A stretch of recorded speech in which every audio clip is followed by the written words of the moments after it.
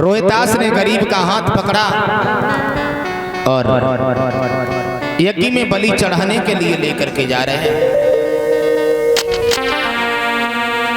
एक बात और बताऊं बुजुर्गों, ये दुनिया बड़ी जालिम है, बलवानों का बाका बाल नहीं और कमजोर सदा ही सताए गए।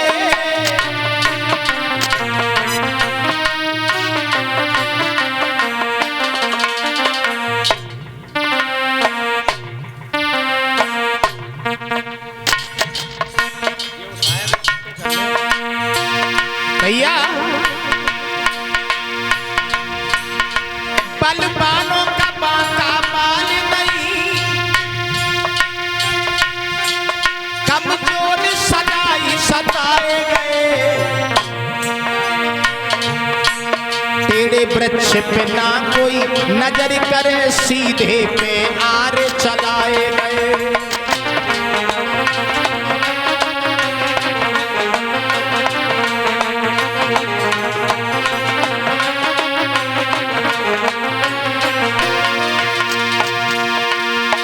और सुनो लोगों, टेढ़े वृक्ष कोई नहीं काटता, हमेशा सीधे पर आरे रखे जाते हैं।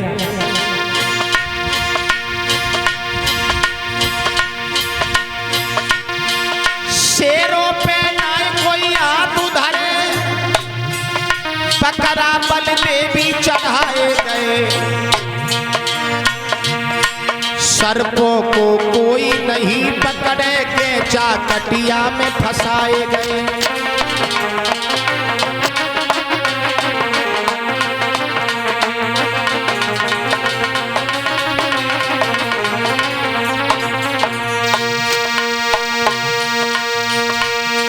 दुखिया को तू धीरज देगा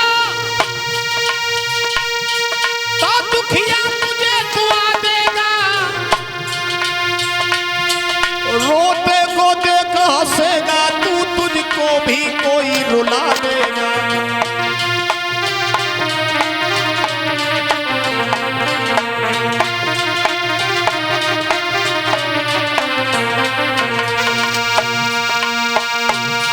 गफलत की नींद मती सोवे, तू घोर घमंड अंधेरे में। थोड़े ही दिन तो रहना है, जा चिड़िया रहने बसेरे में।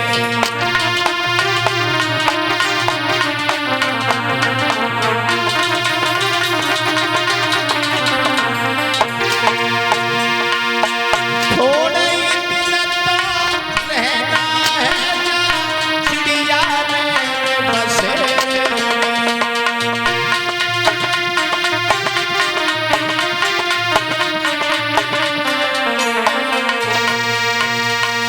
परीक्षित जी, दुखिया को तू धीरज देगा तो दुखिया तुझे दुआ देगा, और रोते को देख हंसेगा तू, तुझको भी कोई रुला देगा। मत समझना कि मेरे अंदर पैसा है, ताकत है तो किसी गरीब को सता लेना। याद रखना, किसी को सताने से पहले ये देख लेना कि भगवान की अदालत में वकालत नहीं होती, और धोखे से कहूं पकड़ गए तो फिर जमानत नहीं होती। मेरे भाइयों, भगवान की चक्की चलती तो धीरे धीरे है, लेकिन आटा बहुत महीन निकालती है। याद रखना, एक एक हिसाब किताब भगवान के यहाँ पर लिखा जाएगा। गरीब के बच्चा को लेकर के परीक्षित जी चले हैं। रोहितास अयोध्या में जाकर के पहुंचे हैं। अयोध्या में परीक्षित जी हरिश्चंद्र से कहा है, महाराज एक काम करो। बोले क्या? तलवार उठा करके इसके टुकड़े टुकड़े कर दो, गरीब के बच्चा को यज्ञ में बलि चढ़ा दो, तुम्हारा रोग ठीक हो जाएगा, हमारे प्राण बच जाएंगे। उसी समय आज परीक्षित जी नतीजा ये हुआ, गौर करेंगे सभी लोग। महाराज हरिश्चंद्र ने तलवार उठा ली। तलवार उठा करके गरीब के बच्चा को मारना चाहा, लेकिन गरीब के बच्चा की आंखों से आंसू निकल पड़े। महाराज, आप हमें मार दोगे, आपका रोग तो ठीक हो जाएगा, लेकिन मारना है तो जल्दी से मार दो। मेरे भाइयों, उसी समय नतीजा ये हुआ, हरिश्चंद्र के हाथ से तलवार चलाए से नहीं चली। मैं इसे मार देंगे, लेकिन मारने के बाद एक बात याद रखना। हरिश्चंद्र ने सोचा कि बैठी है दुनिया कमर कसे और बस चलने की तैयारी।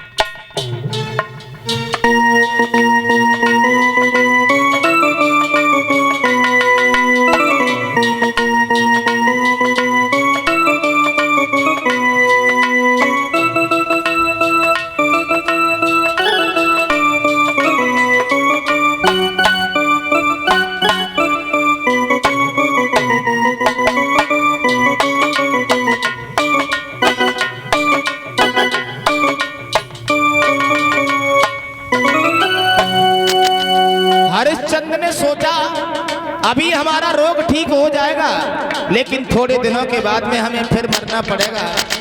परीक्षित जी,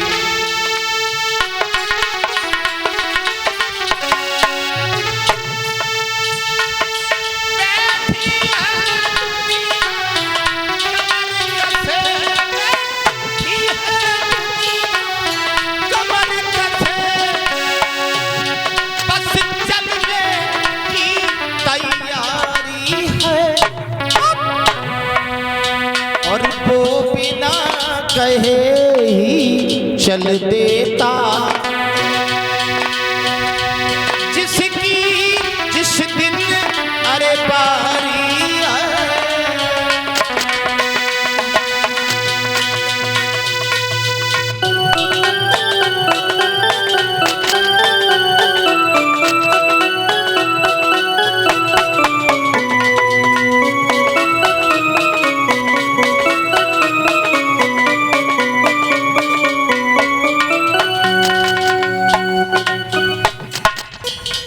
हरिश्चंद्र ने सोचा हम इसे मार भी देंगे, लेकिन परीक्षित जी मौत हमें फिर नहीं छोड़ेगी, नहीं छोड़ेगी। क्यों? इसलिए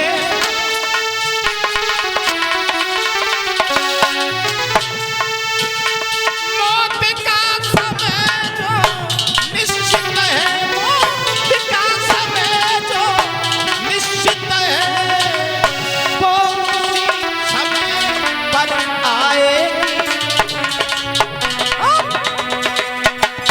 घड़ी मौत आ जाएगी और वो घड़ी न टलने पाएगी।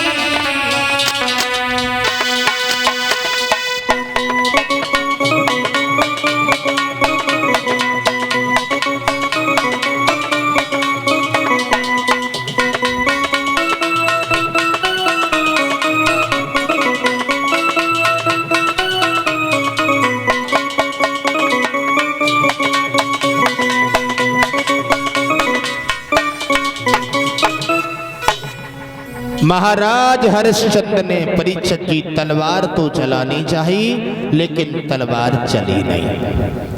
उसी समय गुरु विश्वामित्र ने उठाया कमंडल, पहुंच गए हरिश्चंद्र के दरबार में। राजन, महात्मा जी रुको रुको, अपने स्वार्थ के लिए गरीब के बच्चे को मारना अच्छी बात नहीं है, तो क्या करें? अरे क्या करें, तुम उस बच्चे को मार रहे हो, इसे छोड़ दीजिए।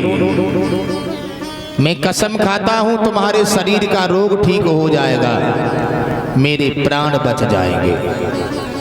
भाइयों, याद रखना, उसी समय महाराज हरिश्चंद्र गुरु विश्वामित्र के चरणों में गिर जाते हैं और कहते हैं, आप जो इच्छा हो वो करना, मेरा रोग ठीक हो जाए, मेरे पुत्र के प्राण बच जाएं। विश्वामित्र बोले, ऐसे थोड़ी ना रोग ठीक होगा। कैसे होगा? पहले त्रिवाचा भरो, जिंदगी में हम कभी झूठ नहीं बोलेंगे। हरिश्चंद्र बोले, गुरुदेव, चाहे तन की बोटी बोटी हो जाए, चाहे मेरी पत्नी मर जाए, चाहे मेरा पुत्र मर जाए, चाहे मेरा राज्य चला जाए, लेकिन जब तक ये जिंदगी रहेगी तब तक मैं झूठ नहीं बोलूंगा। परीक्षित जी, पहले हरिश्चंद्र झूठा राजा थे, अब सत्यवादी हुए हैं। अब सत्यवादी होने के बाद इनके जीवन में कितनी बड़ी मुसीबतें, कितनी कड़ी परीक्षा ली गई, लेकिन धर्म को नहीं छोड़ा। इससे पहले ताली बजाते हुए मैं नाउ छोटा सा कीर्तन बोल लीजिए। सभी लोग बड़े भाव से हमारी माताएं बहनाएं